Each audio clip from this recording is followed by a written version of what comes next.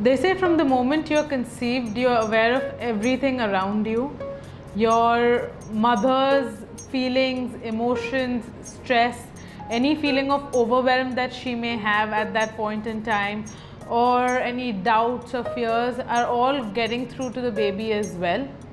That is also the reason that it is often said that a mother should be kept in an extremely happy state when she is pregnant, that she should be hearing positive things and taking in positive notes. Now, since all this conditioning is affecting the baby, it is very important that we look at that conditioning when we're looking to heal a person. They have patterns that they're unaware of, and when it is traced back, it goes back right to the time that they were in the womb, and something that they have felt at that point in time when they didn't have their brain or their conscious mind developed enough to rationalize it or to analyze it. Now, they're parents that love their kids a lot. Most parents are extremely fond of their kids.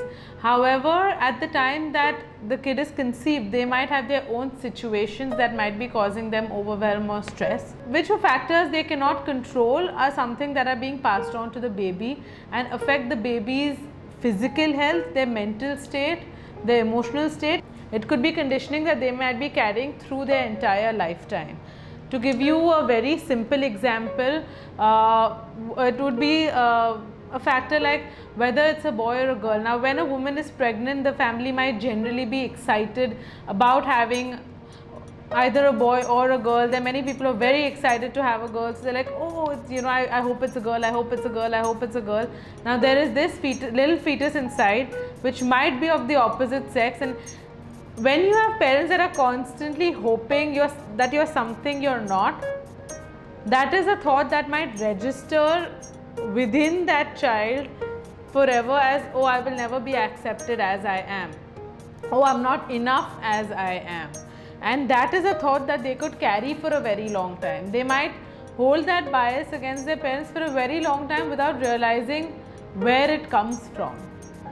Often, for the first child, it's an easy case, but it's observed when there is a second child to come in, we have a concept of a perfect family.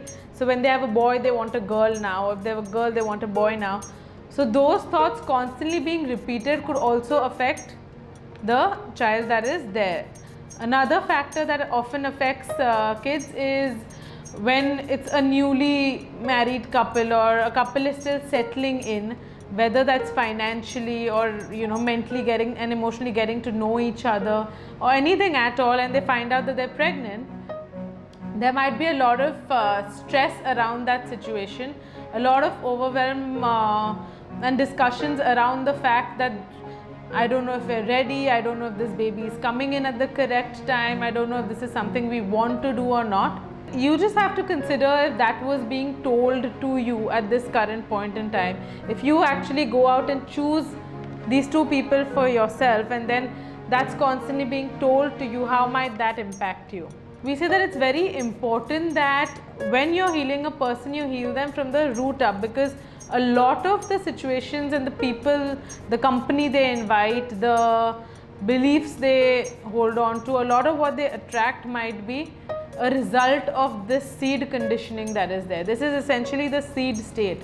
Now, since that is the seed, that is how they would generally grow. So it's very, very important to heal it from the seed. And theta healing luckily allows us processes like that. It allows us a process called the baby in the womb, where you can heal a fetus from when it was in the womb, no matter what the age. So if I have a 50-year-old man coming to me who, if I find out his conditioning comes a lot from the root time, if maybe he was born at a time there was a war going on and there was a lot of stress going on, we can still heal that right from the womb.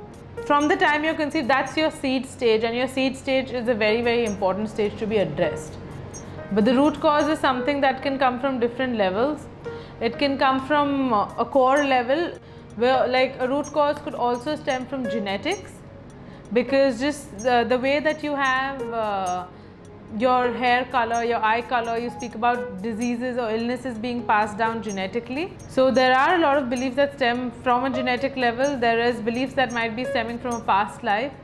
or a history level that is yet to be completely resolved. So if it's a learning you're yet to complete, it might be something you might be carrying on as one of those tasks I want to complete in this lifetime, or at a soul level if it is very, very deep.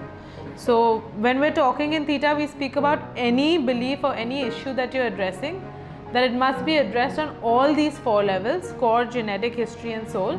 And at a history level, it's very important to resolve it, because you cannot just simply cut a learning that you have to have. You resolve it, you see what you have to learn from it, resolve it, and only then can it be completed.